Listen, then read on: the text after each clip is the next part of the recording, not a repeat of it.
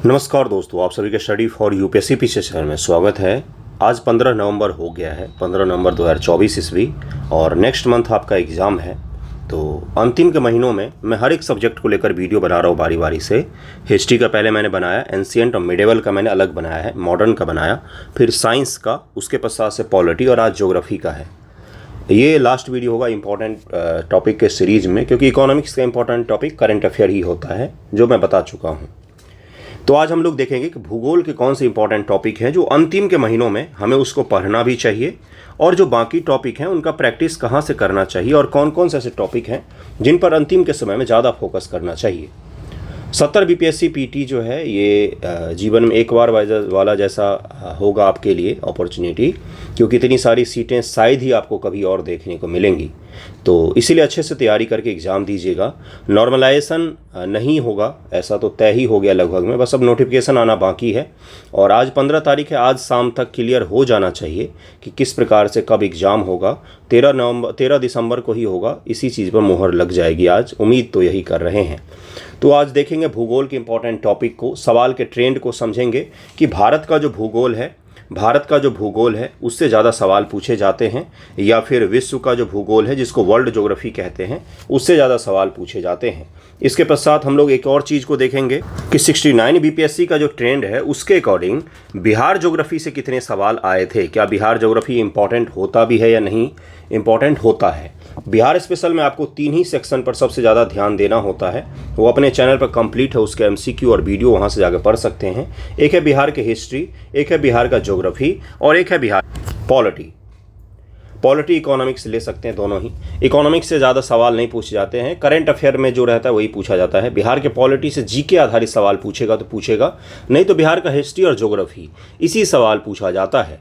जो 30 अक्टूबर को बीपीएससी और प्राइवेट कोचिंग वालों की बैठक हुई थी, जो कि नहीं होना चाहिए था, स्टूडेंट के साथ बीपीएससी ने बैठक नहीं की है ना, आपको समझ में आ रहा है। चलिए यहाँ पर आ जाते हैं। उसमें भी कुछ बिहार के टीचरों ने ये चीज़ उठाया था कि बिहार स्पेशल के सवालों की संख्या को बढ़ाना चाहिए, बिहार स्पेशल के सवालों की संख्या को बीपीएससी पीटी मेंस दोनों जगहों पर बढ़ाना चाहिए। उसके लेकर आयोग ने क्या फैसला लिया है वो नहीं पता हमें, लेकिन बिहार स्पेशल भी सिलेबस का हिस्सा है, तो उसको छोड़कर कतई नहीं जाना है, उसको पढ़कर ही जाना है। किस सेक्शन पर ज़्यादा ध्यान देना है, बार बार मैं इसलिए कह रहा हूँ ताकि आपको याद रहे, हिस्ट्री और ज्योग्राफी ये 2 सेक्शन है बिहार स्पेशल का, जहाँ से सबसे ज़्यादा सवाल पूछे जाते हैं। 90% सवाल इन्हीं 2 सब्जेक्ट से पूछे जाते हैं। पहले हम सवाल देखेंगे 69 बीपीएससी का। क्यों देखेंगे 69 का ही, उससे पहले का क्यों नहीं दिखा रहा हूँ मैं, क्योंकि 68 तक जो ट्रेंड था वो बिल्कुल ही अलग ट्रेंड था। 69 बीपीएससी से ट्रेंड बिल्कुल ही बदल गया है। 69 बीपीएससी में करीब 22 सवाल या 21 सवाल आप बोल सकते हैं, 22 से 21 सवाल करीब में पूछे गए थे। किससे? तो ज्योग्राफी में। मैं सवाल भी दिखाऊंगा आपको, स्टेटमेंट आधारित सवाल ज़्यादा थे या फिर वन लाइनर सवाल ज़्यादा थे, बिहार स्पेशल के सवाल हैं, इंडियन ज्योग्राफी का है या वर्ल्ड ज्योग्राफी का। पहले ट्रेंड को देखिए, उसके बाद टॉपिक पर आ जाएंगे हम लोग, और वीडियो को जल्दी ही एंड करेंगे। ओके, देखिए यहाँ से ज्योग्राफी का सवाल शुरू होता है। ये 69 बीपीएससी का पेपर है। यहाँ पर 23 नंबर सवाल आप देख सकते हैं, ये ज्योग्राफी का है। हालांकि साइंस वाले सेक्शन में उन्होंने डाल दिया था, ये भी ज्योग्राफी का ही सवाल है। भूपटल के टुकड़े मेंटल पर गति निरंतर धीमी गति से प्रवाहित होते हैं, इसको क्या कहा जाता है? तो इसको कहा जाता है प्लेट टेक्टोनिक का सिद्धांत है। ये सवाल पूछा गया था, बड़ा ही नॉर्मल सा सवाल था, ये वन लाइनर सवाल है ये। और ये किससे हो गया? तो ये हो गया फिजिकल ज्योग्राफी से सवाल हो गया, फिजिकल ज्योग्राफी से सवाल हो गया। 11th की जो एनसीईआरटी है, 11th में ज्योग्राफी की 2 एनसीईआरटी है गुरु, एक है इंडियन ज्योग्राफी की एनसीईआरटी और एक है आपका फिजिकल ज्योग्राफी की एनसीईआरटी। तो फिजिकल ज्योग्राफी का जो एनसीईआरटी है उसी में पहला और दूसरा चैप्टर जो है, जहाँ पर ब्रह्मांड और पृथ्वी का विकास वगैरह दिया हुआ है। ब्रह्मांड वाला चैप्टर एंड होता है, फिर पृथ्वी का विकास है, वेगनर का सिद्धांत वगैरह है। अभी 71 बीपीएससी आंसर राइटिंग में वही चीज़ चल रहा है, तो वहीं से सवाल पूछा गया। इसीलिए आपको पता चलता है कि मेंस के लिए जब आप एक एक टॉपिक पर उत्तर लेखन करते हैं ना, तो दरअसल में आपका पीटी का तैयारी भी हो रहा होता है। खैर चलिए आ जाइए यहाँ पर। 71 को लेकर नया ग्रुप शुरू हो रहा है 22 नवंबर से, जुड़ना हो तो बताना आप। ये 70 वाला वीडियो था, इसलिए मैं चर्चा नहीं करता हूँ इसमें। देखिए यहाँ पर ये सवाल कहाँ से है, तो फिजिकल ज्योग्राफी के पहले दूसरे चैप्टर से पूछा गया है, जहाँ पर महाद्वीपीय विस्थापन का सिद्धांत हम लोग पढ़ते हैं। दरअसल फिजिकल ज्योग्राफी यहीं से शुरू होता है, ब्रह्मांड वगैरह का चैप्टर खासतौर से नहीं पढ़ते हैं, और वो ज़्यादा इंपॉर्टेंट भी नहीं होता है। अगला सवाल देखिए कौन सा है, ये वर्ल्ड ज्योग्राफी का सवाल है, जो करंट अफेयर में चर्चा में था, और ये पहले पूछा भी जा चुका है यूपीएससी में ये सवाल पूछा जा चुका है। विक्टोरिया झील के बारे में इन्होंने सवाल पूछा था, जो करंट अफेयर में चर्चा में था, और झील से एक सवाल बीपीएससी ने गारंटी किया हुआ है। 67 का जो पेपर लीक हुआ था उसमें ही पूछा था, 67 री एग्जामिनेशन उसमें ही पूछा था, 68 बीपीएससी में भी पूछा था, 69 में भी पूछा है, 70 में भी पूछ सकता है। मुझे नहीं पता, क्वेश्चन थोड़ी नहीं पता होगा मुझे, हम तो बस ट्रेंड समझेंगे। तो ये वर्ल्ड ज्योग्राफी से सवाल पूछा गया है। उसके अलावा ये देखिए, अगला इंडियन ज्योग्राफी का सवाल है, हीट वेव के बारे में पूछा गया है। ये दोनों स्टेटमेंट आधारित सवाल हैं। आप ज़रा ध्यान से देखिए, यहाँ पर 4 स्टेटमेंट दिए हुए हैं, यहाँ पर 2 स्टेटमेंट दिए हुए हैं। यहाँ पर दोनों के दोनों सवाल जो हैं स्टेटमेंट आधारित सवाल हैं और अच्छे सवाल हैं। आप इनको आसानी से हल नहीं कर सकते हैं, एग्ज़ाम में आप प्रेशर में इसको गलती कर देंगे। हीट वेव भी करंट अफेयर का ही सवाल था, इसीलिए हीट वेव मैंने पढ़ाया था गुरु। मैंने स्क्रीनशॉट भी डाला था एग्ज़ाम के बाद कि ये करंट अफेयर का सवाल है। हालांकि ये आपको किताब में भी मिल जाएगा, ज्योग्राफी एनसीईआरटी में भी मिल जाएगा हीट वेव। कोई भी एनसीईआरटी, कोई भी ज्योग्राफी का बुक, महेश वर्णवाल आप पढ़ रहे हैं, दृष्टि क्विक बुक पढ़ रहे हैं, जो मैं हमेशा रिकमेंड करता हूँ दृष्टि की बुक, क्योंकि वो अच्छा है बुक, उसकी भाषा बहुत अच्छी है और अरेंज बहुत अच्छे तरीके से किया हुआ है। खैर चलिए यहाँ पर आ जाए। तो हीट वेव जो है ये भी करंट अफेयर से ही पूछा गया था, स्टेटमेंट आधारित सवाल था, दोनों स्टेटमेंट इसमें गलत थे। अगला सवाल देखिए क्या है, ये बीच में हिस्ट्री का इन्होंने मिक्स कर दिया था। अगला सवाल ये करंट अफेयर से पूछा गया था, भारत और यूएई ने पिछले वर्ष फ्री ट्रेड एग्रीमेंट साइन किया है। तो देखिए ये यूपीएससी का ट्रेंड था कि किसी देश के साथ में कोई करंट अफेयर है तो उसका भूगोल पूछ लेना, ये यूपीएससी का ट्रेंड था। ये बीपीएससी ने पिछली बार किया है। हालांकि इसमें अगर आप सही से एलिमिनेट करते तो आसानी से आप कर ले जाते, क्योंकि बहरीन एक देश है। पूछा है यूएई के रियासत कौन से हैं, बहरीन एक देश है। उसके अलावा शारजाह भी देखिए, ये भी दूसरे देश में है। उसके अलावा फिर आप देखेंगे कि कुवैत भी एक अलग से देश है, बहरीन भी अलग से देश है। इस प्रकार से आप एलिमिनेट कर सकते थे कि यूएई के कौन से राज्य हो सकते हैं। कोई पढ़ना थोड़ी ना गुरु कि यूएई के अलग अलग राज्यों के नाम, सऊदी अरब के अलग अलग रियासतों के नाम, राज्यों के नाम, ये थोड़ी ना पढ़ना है। यूएई का मतलब होता है यूनाइटेड अरब अमीरात। यूनाइटेड का मतलब बहुत सारे छोटे छोटे सल्तनत टाइप के थे वहाँ पर। कबीलाई प्रथा है अरेबियन पेनिनसुला में, तो वहाँ पर कबीलाई प्रथा थे, तो अलग अलग कबीलों के छोटे छोटे सल्तनत थे, उन सभी ने मिलकर यूएई बना लिया। उसी प्रकार से उन सभी ने मिलकर सऊदी अरब बना लिया। तो इसी प्रकार का शासन तंत्र है वहाँ पर, है ना।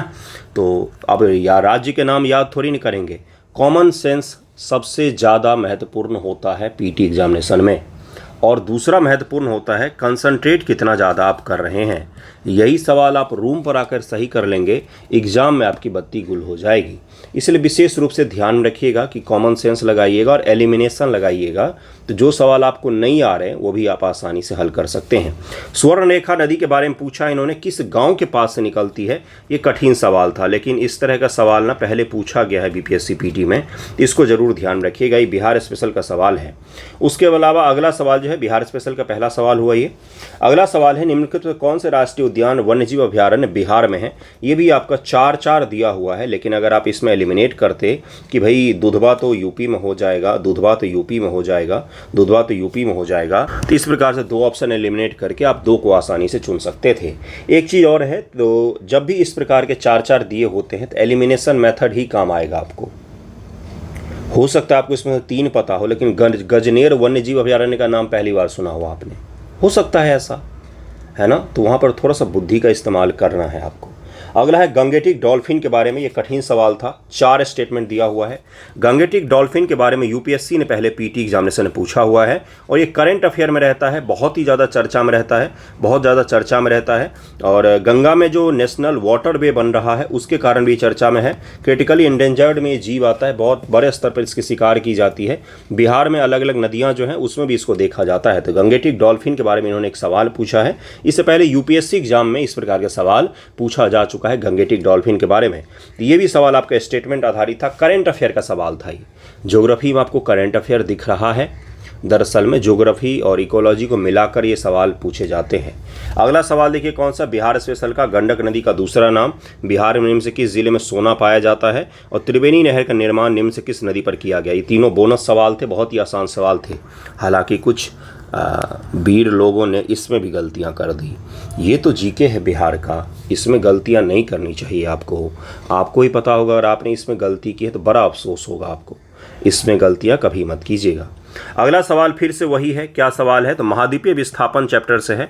महाद्वीपीय विस्थापन का जो सिद्धांत है, कॉन्टिनेंटल ड्रिफ्ट थ्योरी जिसको कहा जाता है, वेगनर का सिद्धांत, और बाद में प्लेट टेक्टोनिक का जो सिद्धांत आता है, उसी चैप्टर से सवाल पूछा गया है। आप याद कीजिए, जब आप पढ़ते हैं कि दक्षिणी अमेरिका का जो तट है और अफ्रीका जो है वो कभी एक ही था, तो इसके पक्ष में आप साक्ष्य देते हैं, तो उसी साक्ष्य से तो सवाल पूछा गया है, उसी साक्ष्य से सवाल पूछा गया है। वही जो आप प्रमाण देते हैं, घाना के तट पर, ये अफ्रीका देखिए इसी प्रकार का है, इसी प्रकार का है अफ्रीका, यहाँ पर सोना का निक्षेप पाया जाता है, और ब्राज़ील जो दक्षिण अमेरिका में, यहाँ पर सोने का निक्षेप पाया जाता है। ये दोनों बोला जा रहा है कभी एक ही था। तो यही तो सवाल है, यही तो कॉन्टिनेंटल ड्रिफ्ट थ्योरी है। उसी सवाल पूछा गया फिजिकल ज्योग्राफी के पहला चैप्टर से। अगला सवाल जो बिहार भौगोलिक संरचना चट्टानी प्रणाली के बिहार खनिज के बारे में पहली बार बीपीएससी के इतिहास में इन्होंने स्टेटमेंट वाले सवाल पूछे, लेकिन एलिमिनेट इसको आसानी से कर सकते थे, आप इसको एलिमिनेट आसानी से कर सकते थे। तो इसमें इन्होंने खनिज आधारित एक सवाल पूछा था, ये भी स्टेटमेंट वाला था, 3-3 मैच करने था और 4-4 को मैच करना है। कठिन हो जाता है, लेकिन आप एलिमिनेशन लगाएंगे तो 1 मिनट का सवाल है। अगला है, निम्न से कौन सा समुद्री जैव विविधता के दृष्टिकोण से दुनिया का सबसे समृद्ध क्षेत्र है। ये 68 में भी पूछा गया था और 69 में भी पूछा गया है। दोनों वर्ष एक ही टाइप के सवाल पूछे गए हैं। 90 डिग्री पूर्वी देशांतर पर स्थित थिम्पू भूटान का स्थानीय समय निर्धारित कीजिए। 6th की ज्योग्राफी से जब मैंने आंसर राइटिंग करवाई तो मैंने बच्चों से पूछा था कि ये जो देशांतर होता है, अक्षांशीय विस्तार होता है, इस पर आंसर राइटिंग कीजिए आप। तो उनको लगा था कि ये क्या करवा रहे हैं, वहाँ से पीटी में पूछे जाते गुरु। 6 के एनसीईआरटी के पहले चैप्टर सवाल है, दूसरे चैप्टर सवाल है ये, जहाँ पर अक्षांश और देशांतर का विस्तार आप पढ़ते हैं, वहाँ से ये सवाल पूछा गया है। इसमें भी कई सारे लोगों ने AM PM के चक्कर में गलती कर दी, 6 AM 6 PM के चक्कर में उन्होंने गलती की, जो कि अपराध है। थोड़ा सा ध्यान देते तो आप नहीं करते। खैर चलिए आगे बढ़ते हैं। निम्न से कौन सा कथन सही है, ये पूछा गया है। धारावार चट्टान संरचना प्राकृतिक गैस पाई जाती है। फिर से एक खनिज संपदा से ही सवाल पूछा गया है। जितने में ये गोले लगे हुए हैं ना, ये सभी इंडियन ज्योग्राफी के सवाल हैं, ठीक है। अगला फिर से वही चैप्टर सवाल पूछा गया, अक्षांश देशांतर चैप्टर सवाल पूछा गया है। अक्षांश देशांतर चैप्टर से ही सवाल पूछा गया है आपसे। और अगला देखिए क्या दिया हुआ है कि ये जो मैदान है कौन सा, तो कोसी का मैदान, समुद्र तल से औसत ऊंचाई कितनी है। ये बड़ा विवादित सा सवाल मुझे लगा, क्योंकि इसका कहीं पर भी स्पष्ट नहीं है, और अस्पष्ट है भी तो इतना ज़्यादा फैक्चुअल नहीं पूछना चाहिए आपको। क्या पूछना चाह रहे हो आप, ठीक है, फिर भी बिहार ज्योग्राफी से आप बोल सकते हैं इसको, बिहार ज्योग्राफी से ये सवाल पूछा गया था।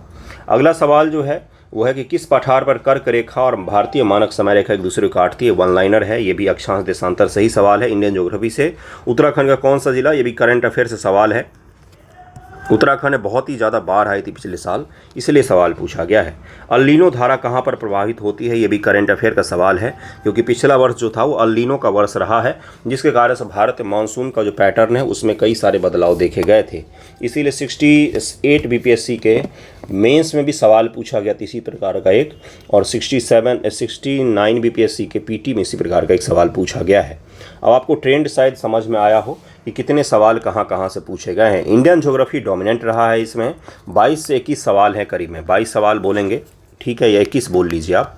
21 में से कितने सवाल करीब में, तो 13 के आसपास में सवाल जो हैं वो इंडियन ज्योग्राफी का है, और 8 से 9 सवाल जो है वो फिजिकल ज्योग्राफी का आप कह सकते हैं, या फिर वर्ल्ड ज्योग्राफी का आप कह सकते हैं, वर्ल्ड ज्योग्राफी का कह सकते हैं।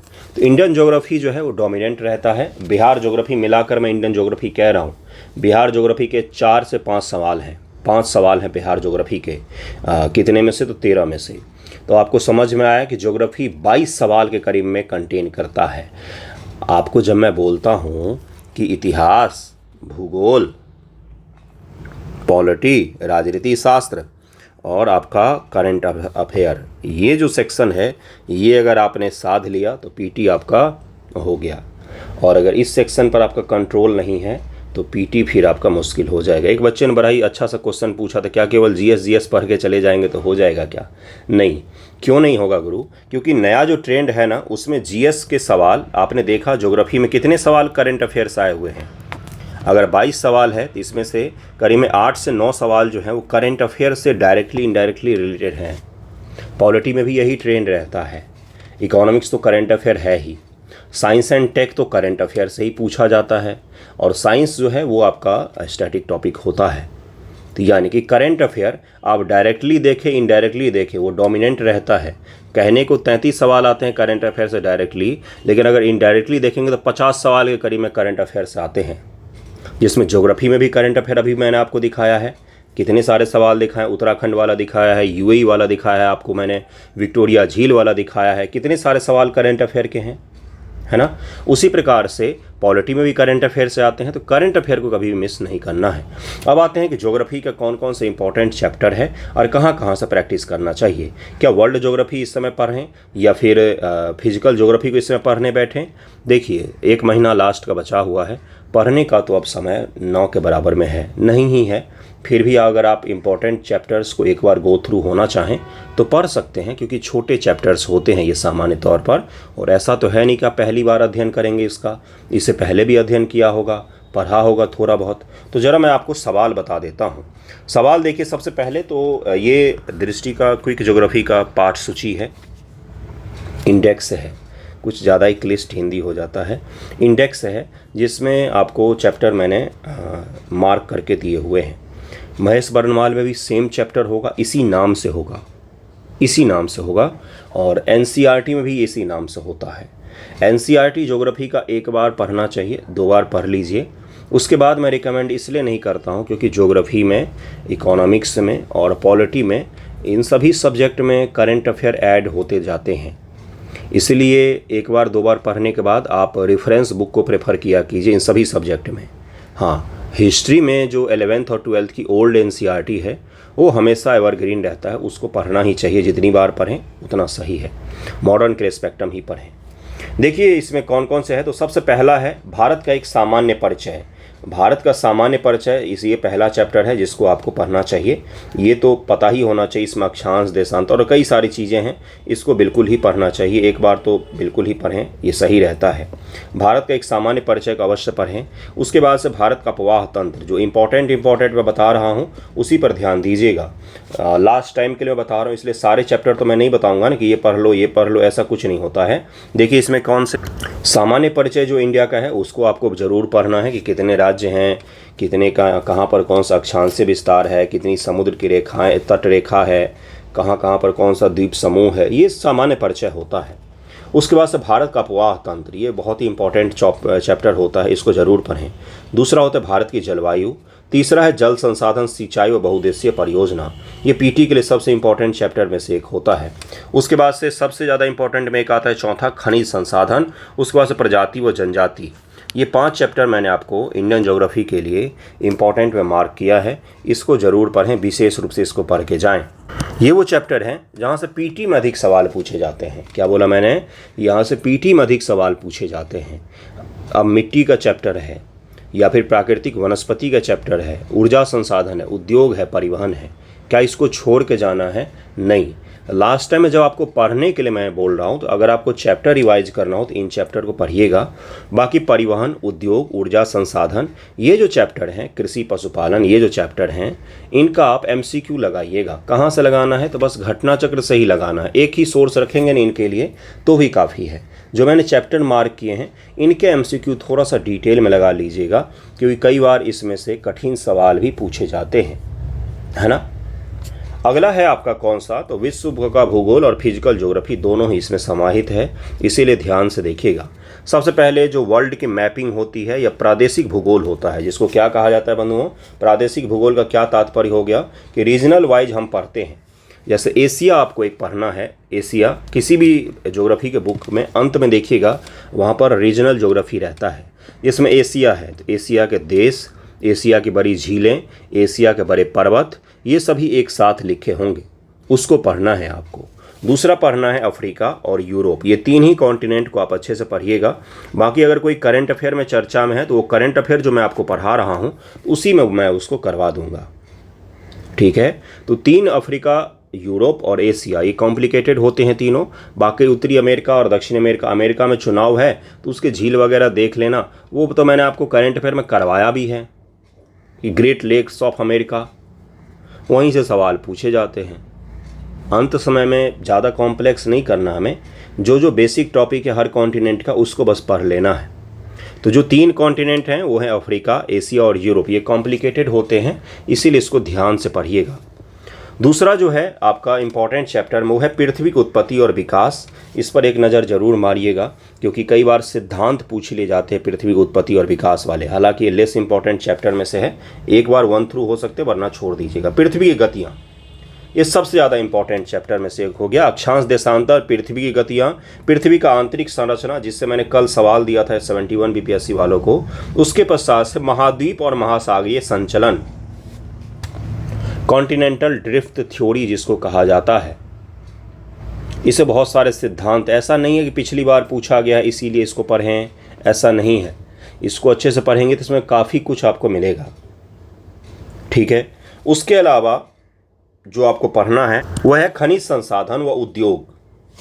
कौन सा? तो खनिज संसाधन व उद्योग दुनिया के, इसको आपको डिटेल में पढ़ना है, जिसमें आप पढ़ते हैं कि भाई जर्मनी में कौन कौन से पाए जाते हैं, रूस किस चीज़ के लिए जाना जाता है, अमेरिका में कौन से बड़े उद्योग लगे हुए हैं, अफ्रीका में कौन सा संसाधन पाया जाता है, टीन के लिए मलेशिया फेमस है, चांदी के लिए कौन सा देश फेमस है, तो मैक्सिको फेमस है, चिली तांबे के लिए फेमस है। तो ये सब जो उद्योग धंधे और संसाधन हैं, ये चैप्टर बड़ा ही महत्वपूर्ण होता है वर्ल्ड ज्योग्राफी और फिजिकल ज्योग्राफी में। इसको विशेष रूप से पढ़ें, अच्छे से इसको पढ़ें। उसके बाद अगला चैप्टर है वायुमंडल संगठन व संरचना। वायुमंडल किस प्रकार से बनता है, क्या है वो वायुमंडलीय दाब, गतियाँ और पवनें। और तीसरा है वाताग्र चक्रवात और प्रतिचक्रवात, जो साइक्लोन और एंटी साइक्लोन होते हैं। ये तीसरा आपका सबसे इम्पोर्टेंट चैप्टर हो गया। तो ये 3 चैप्टर हो गए। उसके अलावा क्या पढ़ना है, ये प्रादेशिक भूगोल ही पढ़ना है। कौन कौन से मैंने बताया वर्ल्ड ज्योग्राफी में, तो पृथ्वी की गतियाँ मैंने बताई है, अक्षांश देशांतर, पृथ्वी का आंतरिक संरचना और महाद्वीपीय महासागरीय संचलन, संसाधन खनिज व उद्योग, वायुमंडल संगठन संरचना, वाताग्र चक्रवात और प्रतिचक्रवात की दशाएं, कैसे बनता है साइक्लोन, कैसे एंटी साइक्लोन होता है। उसके बाद से 3 कॉन्टिनेंट हैं, एशिया, अफ्रीका और यूरोप। अमेरिका करंट अफेयर में पढ़ना है, अमेरिका छोड़कर बिल्कुल भी नहीं जाना है। उत्तरी अमेरिका, कम से कम अमेरिका देश को ही पढ़ लेंगे ना तो भी काफ़ी रहेगा वो। जब आप प्रादेशिक भूगोल ये संसाधन खनिज व उद्योग पढ़ेंगे तो यहाँ पर भी अमेरिका की चर्चा आएगा ही। बाकी वहाँ की ग्रेट लेक्स हैं और पर्वत है, रॉकीज़, हो गया अमेरिका कंप्लीट है लगभग में। कुछ कोस्टल के राज्य हैं, करंट अफेयर में तो मैंने पढ़ाया है उसको। बस यही पढ़ना है आपको ज्योग्राफी के लिए। ये इंपॉर्टेंट चैप्टर हो गया। प्रैक्टिस कहाँ से करें, सबसे ज़्यादा महत्वपूर्ण यही चीज़ होता है। 3 ही सोर्स रखिएगा, उसमें भी घटना चक्र जो होता है ये सबसे प्राइमरी सोर्स रखिएगा, और यूपीएससी PYQ को, क्योंकि घटना चक्र के MCQ बहुत रिपीट होते हैं। ज्योग्राफी में एक्सप्लेनेशन से अगले साल के सवाल बनाए जाते हैं। तो यूपीएससी PYQ, और अगर घटना चक्र को आपने अच्छे से लगाया है तो आपके शायद ही कोई सवाल छूटेगा, इसको अच्छे से लगाना है आपको। अच्छे से लगाने का तात्पर्य यही होता है कि किसी भी MCQ को एक बार लगा लिया तो समझ लिया कि हो गया, ऐसा नहीं होता है। कम से कम एटलीस्ट 2 बार तो ज़रूर लगाएं, जिससे आपको याद हो जाए MCQ और उसके ऑप्शन की क्या था, कहाँ पर क्या आंसर होगा, ये चीज़ आपको याद हो जाए। ये 3 ही सोर्स होगा, इसमें से भी 2 सोर्स सबसे ज़्यादा इम्पॉर्टेंट है, वो है घटना चक्र और आपका यूपीएससी PYQ ज्योग्राफी का ऑलमोस्ट मैंने कंप्लीट करवा दिया है, 1 या 2 वीडियो में कंप्लीट हो जाएगा। और घटना चक्र जो है वो भी मैंने चैनल पर पढ़ाया हुआ है इसका ज्योग्राफी का, उसको भी आप कर सकते हैं। ये आपका ज्योग्राफी का इम्पोर्टेंट टॉपिक हो जाएगा। इसके बाहर की चीज़ें अंतिम समय में तो मत पढ़िएगा, क्योंकि बाकी सब्जेक्ट भी हैं, छोड़िएगा भी मत। बिहार ज्योग्राफी में क्या पढ़ना है, तो बिहार का खनिज संसाधन को अच्छे से पढ़ना है, बिहार का खनिज संसाधन और बिहार की कृषि, ठीक है। ज्योग्राफी में ये 2 चैप्टर बिहार का पढ़ना है। तीसरा पढ़ना होता है अपवाह तंत्र। अपवाह तंत्र पढ़ना होता है, जिसमें बिहार की झील और बिहार की नदियाँ, इसके बारे में पढ़ना होता है। ये 3 ही चैप्टर है बिहार ज्योग्राफी में जिसको आपको पढ़ना है। एक आपको खनिज पढ़ना है, दूसरा कृषि और तीसरा अपवाह तंत्र। ये 3 चैप्टर के अलावा कुछ भी नहीं पढ़ना है बिहार ज्योग्राफी में, कुछ भी नहीं। कृषि से भी पूछे जाते सवाल, आप पिछली बार देखिए 68 में चाय की कृषि को लेकर पूछा गया था कि कहाँ पर शुरू किया गया था, किशनगंज के कुछ इलाकों का नाम पूछा गया था। खनिज संसाधन तो हर साल की गारंटी होती है। 69 पेपर में भी 3 सवाल बिहार के खनिज संसाधन से थे, और अपवाह तंत्र, नदी और झील झरने, इनसे सवाल पूछे जाते हैं बिहार ज्योग्राफी में। तो बिहार ज्योग्राफी का भी 3 इंपॉर्टेंट टॉपिक मैंने बता दिया आपको। जो आप इंडियन ज्योग्राफी का खनिज संसाधन पढ़ेंगे ना, तो आपको इसमें से अपवाह तंत्र और खनिज संसाधन ऑलमोस्ट कंप्लीट हो जाएगा।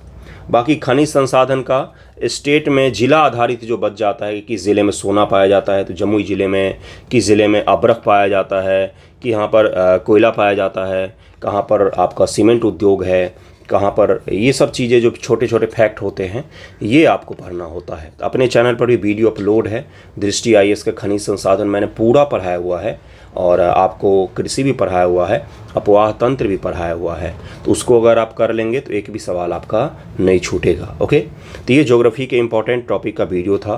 कैसा लगा है ज़रूर बताइएगा। थैंक यू सो मच आप सभी का। पढ़िए और पढ़ते रहिए, और कोई ऑप्शन है नहीं। PT मेंस इंटरव्यू के माया जाल से निकलना है तो या तो एग्ज़ाम देना छोड़ दीजिए, या तो फिर एग्ज़ाम पास कर जाइए। बिचबिचवा मत रहिए कि एग्ज़ाम दे भी रहे हैं लगातार कई सालों से, 10 साल से तैयारी कर रहे हैं, 11 साल से तैयारी कर रहे हैं।